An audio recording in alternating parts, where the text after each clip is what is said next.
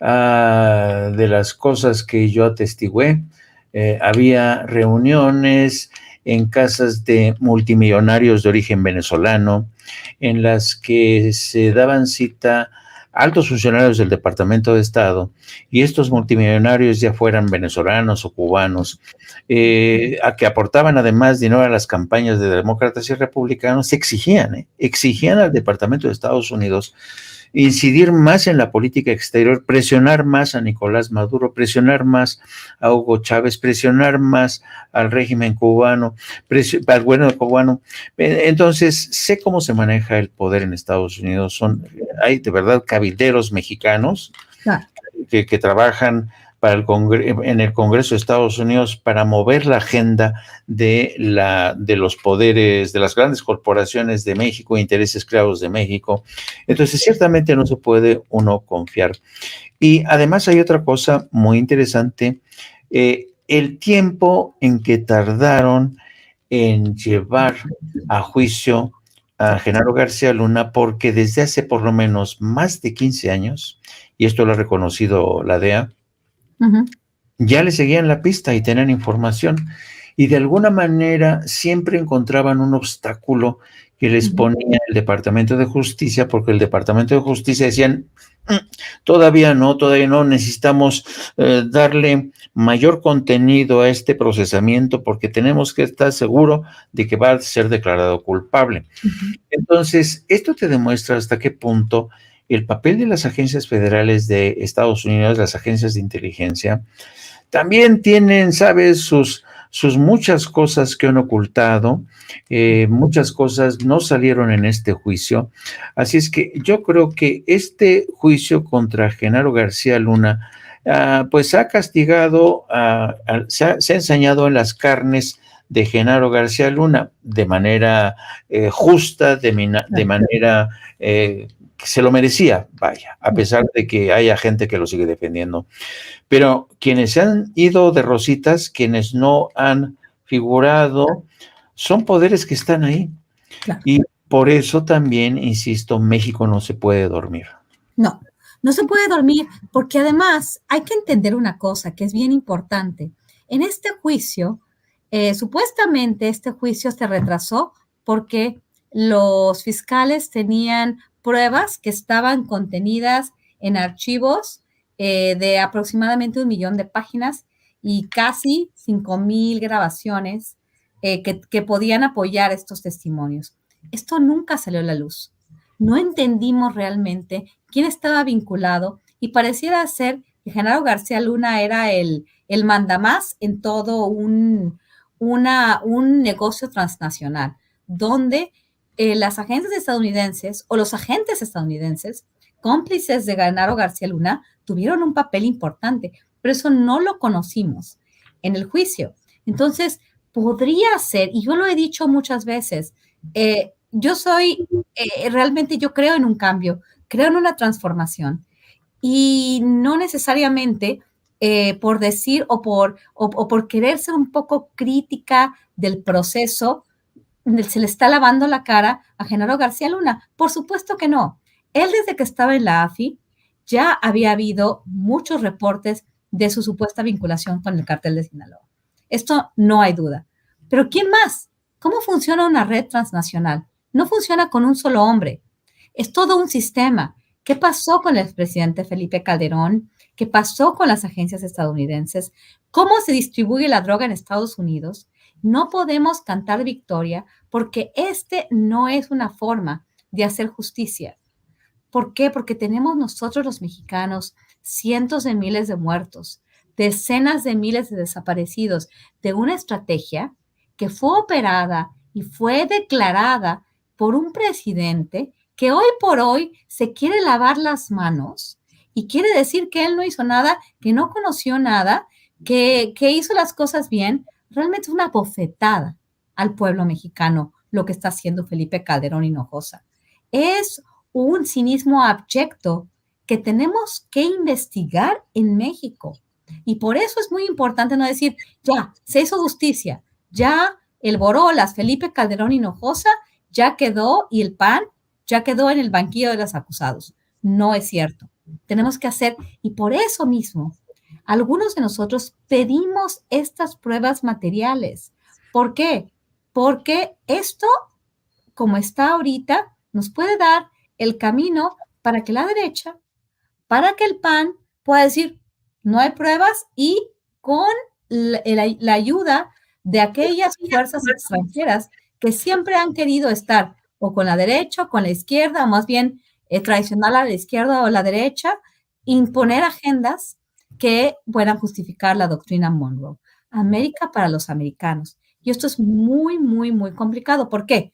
Porque en 2024, y esto pasó desde el Estado de la Unión, que es realmente el informe de los presidentes estadounidenses cada año. Y después del Estado de la Unión, empiezan las figuras más importantes como Marjorie Taylor Greene, que es una republicana trumpista que dice puras cosas muy, o sea, bueno, ya ni quiero decir, esta señora no tiene palabras para explicar su narrativa, su discurso, pero personajes como ella, y bueno, también otras representantes del Congreso tejano empiezan a enviar propuestas para declarar a los carteles como organizaciones terroristas internacionales, lo cual minaría nuestra soberanía, porque esto daría carta abierta para el involucramiento de las agencias estadounidenses en el territorio mexicano, pero no solo eso. Lo que están haciendo ahorita estos representantes del estado de Texas es proponer la entrada del Departamento de la Defensa a la lucha contra los carteles mexicanos porque son supuestamente una amenaza a la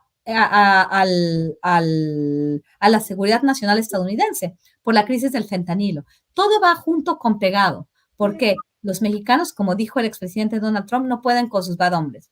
Tenemos nosotros que entrar, porque además esto es la causa, de acuerdo como se está construyendo la narrativa, de la crisis del fentanilo. Hay que tener muchísimo cuidado con lo que está sucediendo y cómo se va a llevar la agenda del 2024. En el 2022, las elecciones no pusieron ni a la migración ni a México en la frontera como los personajes principales. Fue Ucrania.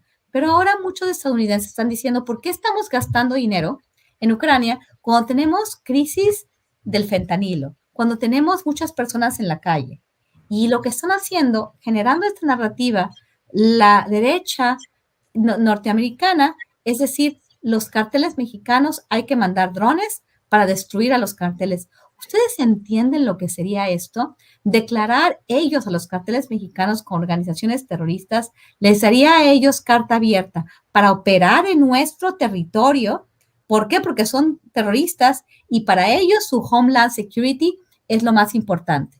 Entonces, no solamente mandarían a sus fuerzas por territorio en tierra, sino también al Departamento de la Defensa, sus drones, y quisieran destruir a los carteles mexicanos. Ellos no saben ni lo que significa que es un cartel de la droga, que es algo que les interesa a ellos por su crisis de fentanilo.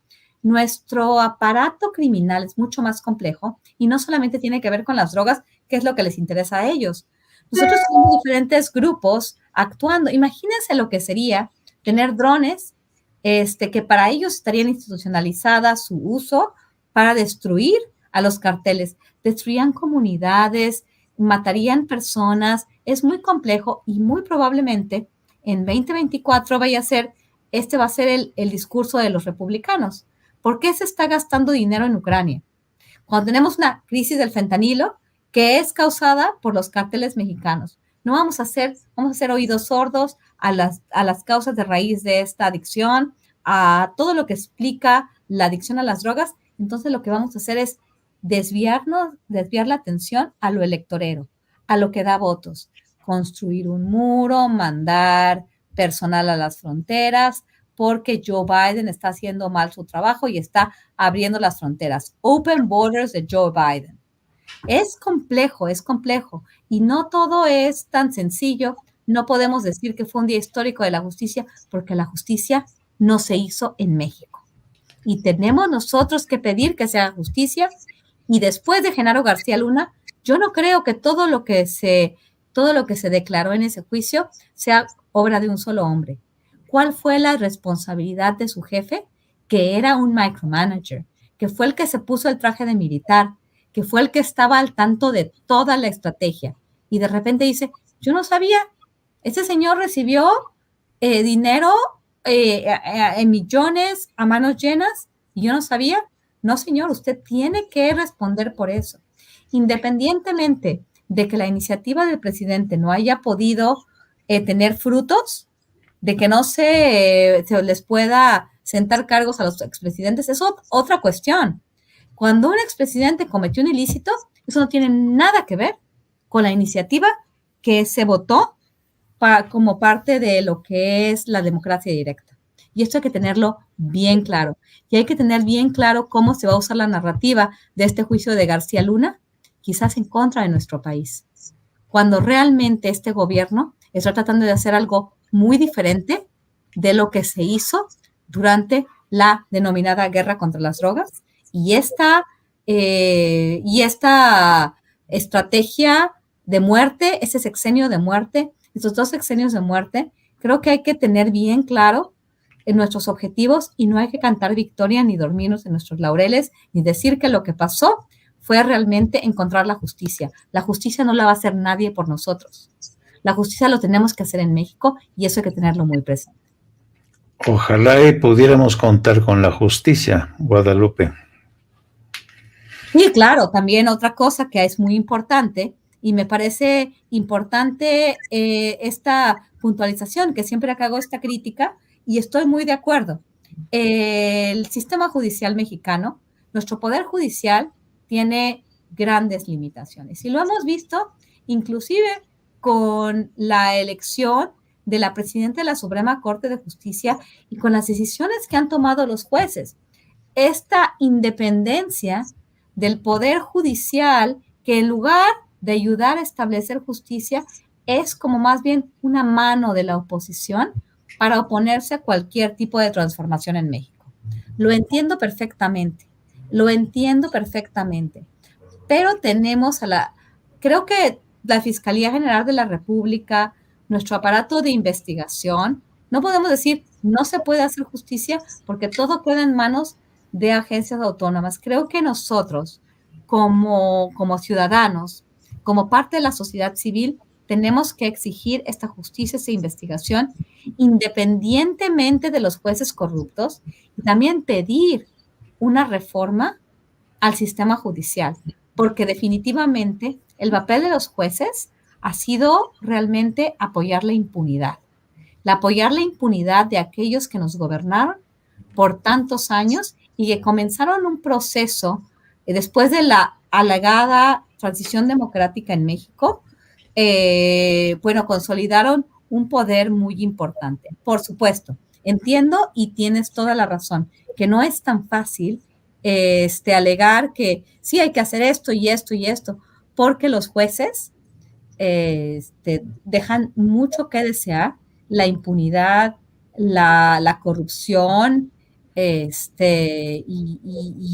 todas estas limitaciones de un sistema que no nos está funcionando. Por eso tenemos que movilizarnos también y también denunciar este tipo de prácticas por parte de la oposición que se meten, por un lado, por la autoridad electoral y por otro lado, por el sistema de justicia, por la parte judicial. Entonces, bueno, hay que trabajar esto, hay que reconocer que esto sucede, pero no podemos decir ni dejar esto en manos de otros y decir, ay, bueno, porque nuestro sistema judicial no funciona, no podemos hacer nada.